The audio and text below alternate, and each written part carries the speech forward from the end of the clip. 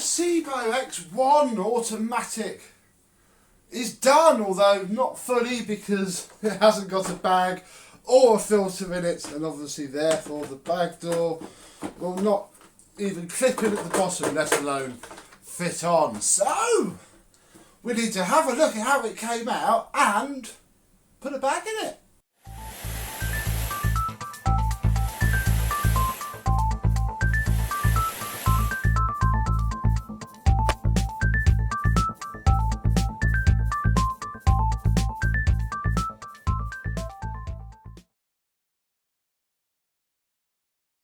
Yes, hello, my vacuum cleaner chums. How are you today? This Sebo, which cost me £10 whole, I think.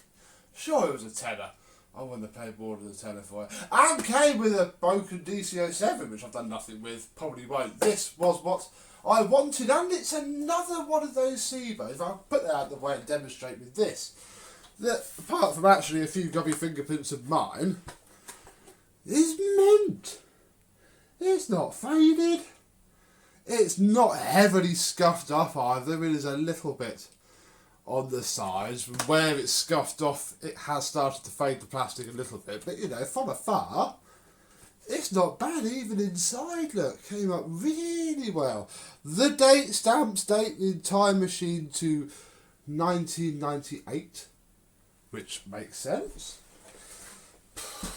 And it's a Sebo automatic X1. There's not really a whole heap that I can tell you about. What I can do though is if we lift off this part, which again was black with carbon dust underneath and is all spotless once more. This is the main part of the machine. Yeah, you know, it's had scrapes and knocks, but it's very tidy. Very tidy indeed underneath. I ran the base plate over the wire wheel, which shot it up a little bit, but also smoothed it out, which was the main idea. The brush roll, although heavily used, is very good. Whole thing, bippity boppity boop, came up rather well. Look, there's inside the air chamber. That is clean. That's no, that's the one I've tested it. Don't tell anybody. So. Obviously I can't do much with it like this. So what we need to do is put some bags and some filters in it. And what better thing to do than to open up this, a gift from my Amazon wishlist sent by Glyn Roberts. Thank you very much, Glyn. This arriving was actually the main catalyst for doing this, although it has expanded a little bit now into something more fun. What is in this blue bag of wonders? A genuine Sebo service box, just right for this very clean Sebo X1. So let's get this open and start filling this up with stuff.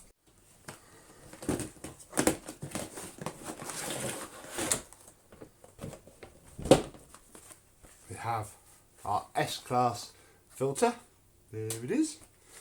We have our bags, which are there, genuine Sebo bags, the caps for the top of the bag, and a brand new post-motor filter. Marvellous. Well, since I mentioned brand new post-motor filter, we've best pop it on. And just as a comparison, I've got to be careful how I hold this. I haven't thrown the old filters away. So this is what a brand new Sebo post-motor filter looks like. This is what the one that came out of it looks like. Hey, that is awful. That is what it should look like. I don't want to touch that too much. I don't want to get black marks all over me Sebo. So we'll pop this back, lift this up, pop the filter into place and put that back on. Now it's time to put the pre-motor filter back in. As you can see, I've cleaned it up. Oh, no, wait, no, wrong filter. This one. This is the filter that we need. And that simply pushes into place rather, come on, line up, like that. We'll fit a new bag to the bag housing, like so, and then fit said housing to the machine, which should now close up perfectly and be ready for use.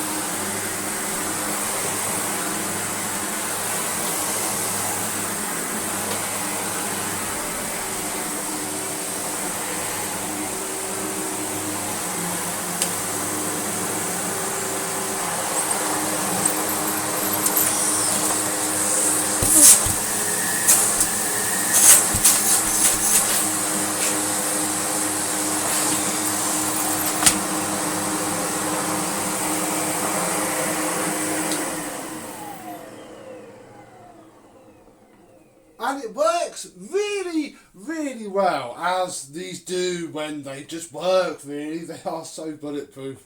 Apart from the cable issue, which this didn't, well, this did have somewhere, but it wasn't the usual where it breaks just about there. It was somewhere else. So the Dyson cable is doing a sterling job and will continue to do a sterling job possibly for the rest of its life. And there we go. Although I've got this done, I've got a few things to do with it. So all that remains for me to say is thank you very much for watching. I hope you've enjoyed, and I and this Sebo Automatic X1 will see you soon. Bye bye.